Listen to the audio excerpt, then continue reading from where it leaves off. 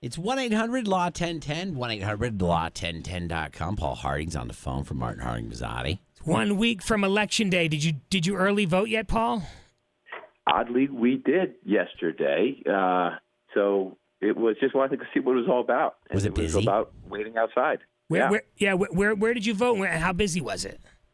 Bout Hills. We were over there, but we went at 7:30 strategically. Almost Right. like if you go to a really busy wake, you go really early or really late. I like the reference.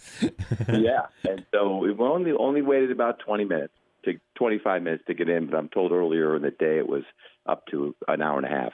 Yeah, I know in Skodak where I was, it was at least 45 minutes.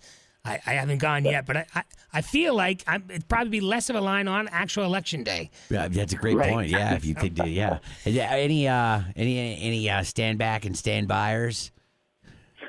No, seemed quiet and orderly. So we got Paul on, as we do every 4 years, that tell us what we can and can't wear to the polls on Election Day. But do these laws adhere to early voting? They must, right? They do, yeah. Early voting, so Election Day, all the same.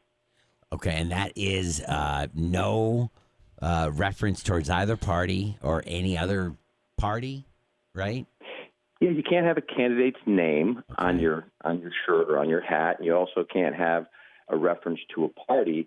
And then, where everyone was super quiet in line, it was almost eerily quiet, by smiling at each other. But you can't, in the word, verbally proselytize a candidate. You can't say, vote for X. If you do, it's an actual misdemeanor in the state of New York. Wow. And then what about signs? Don't signs have to be outside of the polling area?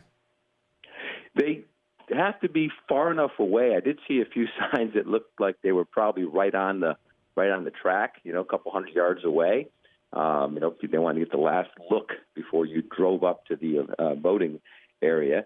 But the big question this year was, could you wear shirts that say, I don't know, "Make America Great Again," ban fracking, and "God We Trust," Black Lives Matter. Those were the Fire questions. the liar.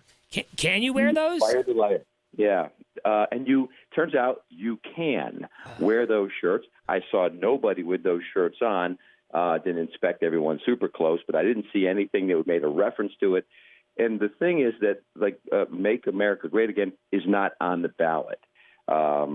Ban fracking is if we don't have a referendum, but is not on the ballot. So as long as you're wearing something that has a political reference, but not to an actual party or an actual candidate, you're okay.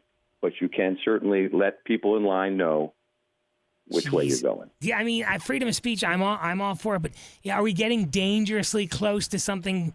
Possibly, you know what I mean? Is this too close for comfort to be able to have? I could have a ridiculous quote from the current president and go stand in line and really stir it up, even though And not even reference the that president. quote's not on the ballot, right? It could get ugly with this stuff.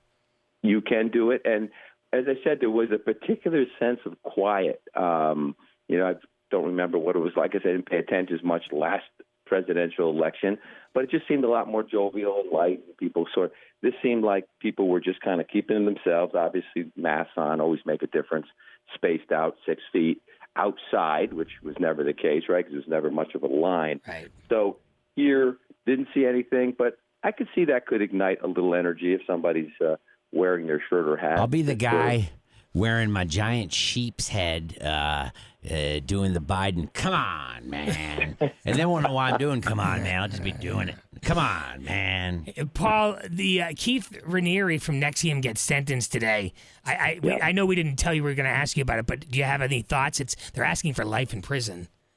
Yeah, he's going to be gone a long, long time. And, I don't know about the life in prison. I know they're asking for it, and they've talked about it. But, it's certainly going to be a double-digit kind of sentence, and we're going to have to wait and see. But right now, they're saying, 20-plus years to life. I think that's he may have earned himself a spot in the federal system for that amount of time. We'll find out later today. Can't have an old school cult in this country anymore. What's happened to us? Good luck with the trick-or-treating. We're still figuring it out at our house, so good luck to you this weekend, Paul. Okay. Thank you. Thanks, Paul. Paul Harding from Martin Harding Mazzotti, 1-800-LAW-1010, 1-800-LAW-1010.com.